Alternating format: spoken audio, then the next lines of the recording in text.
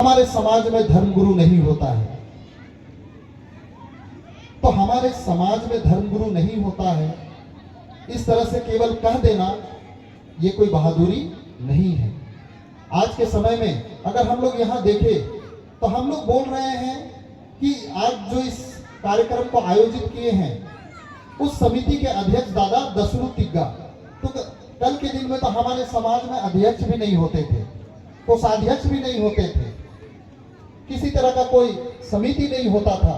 लेकिन आज ये समय की मांग है कि आज इस गांव समाज को संगठित करने के लिए गांव में एक समिति हो, महिला समिति है, महिला अध्यक्ष है, तो इस तरह का व्यवस्था समाज को जगाने के लिए किया गया। कल तक हमारे बाप दादा स्कूल नहीं जाते थे, स्कूल बोलना नहीं जानते थे, लेकिन आज पढ़ाई लिखाई करके डॉक्टर बन रहे, इंजीनियर बन रहे, आईएएस बन रहे, आईपीएस बन रहे हैं। तो समाज को आगे बढ़ाने के लिए हर चीज की जरूरत होती है। एक बात और भी कहना चाहेंगे कि हर गांव में हमारे पुरखों ने ऐसा व्यवस्था किया है कि हर गांव में पूजा पाठ देखने के लिए पाहन होते हैं। हर गांव में पाहन होते हैं, इस गांव में भी पाहन है, हम लोग भी अपने गांव के पाहन हैं। लेकिन हम लोगों को यह भी जानना है कि पाहन का एक दायरा होता है।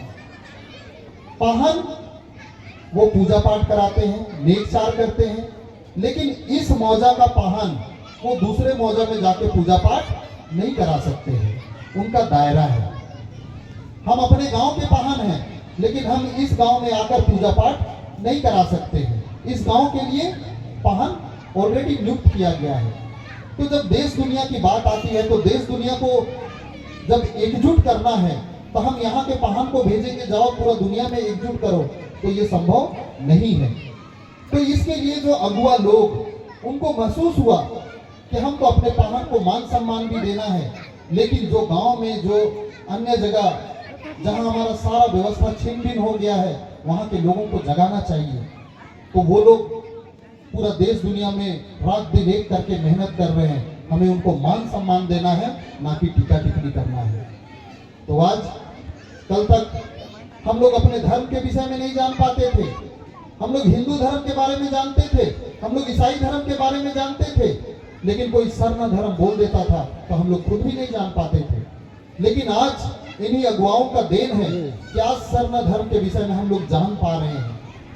आज इसी प्रार्थना सभा एक तरह से ही हमारा धार्मिक और सामाजिक स्कूल है। हम लोग इस सरना प्रार्थना सभा में बैठकर हम लोग अपने धर्म के विषय में, अपने समाज के विषय में हम लोग जान पा रहे हैं। हम लोग चाला ये धर्मेश बाबा का हम लोग होमा विनती कर पा रहे हैं। तो ये सरना प्रार्थना सभा एक तरह से हमारा धार्मिक और सामाजिक स्कूल है, जहां हम इन तमाम चीजों को सीख पा रहे हैं, जान पा रहे हैं। तो आज इस सरना धर्म के विषय में इन्हीं अगुवाओं के कारण आज सिर्फ हम ही नहीं, बल्कि आज भारत देश के जो प्रधानमंत्री हैं उनको भी पता है कि सरना धर्म क्या होता है। आज अगर प्रधानमंत्री दिल्ली से चलते हैं, अगर उनको झारखंड आना होता है तो बिना सरना गमछा के वो झारखंड में प्रवेश नहीं करते हैं। आज यहाँ का नेता हो, मंत्री हो, आज जब चुनाव प्रचार की बात हो, बिना सरना धर्म के वो अपना प्रचार नहीं कर पाते हैं। लेकिन कल तक ऐसा स्थिति नहीं था। कल हम लोग अपने आप को सरना बोलने के लिए शर्माते थे, धड़ल्ले से धर्मांतरण हो रहा था। आज अगर ये सरना प्रार्थना सभा नहीं होता, आज अगर सरना धर्मगुरु बंधन टीका नहीं होते, सरना रत्न दादा वीरेंद्र भगत नहीं होते, दादा सरना रत्न दादा येतो राव नहीं होते, रेणु दीदी नहीं होती, कमले दी नहीं होती, रंथू दादा नहीं होते, इस तरह से जितना भी अगुआ का हम लोग जानते हैं, अगर वो लोग नहीं होते, निश्चित रूप से आज हमारा समाज आधा से अधिक धर्मांतरण करके दूसरे धर्म में चला गया होता। और ये स्थिति बना हुआ था।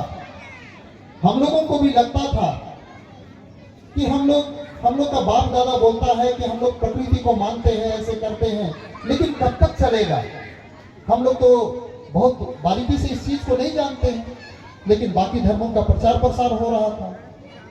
तो सबों को लग रहा था कि आज नहीं तो कल सारे लोग धर्मांतरण कर लेंगे। लेकिन ये सरना प्रार्थना सभा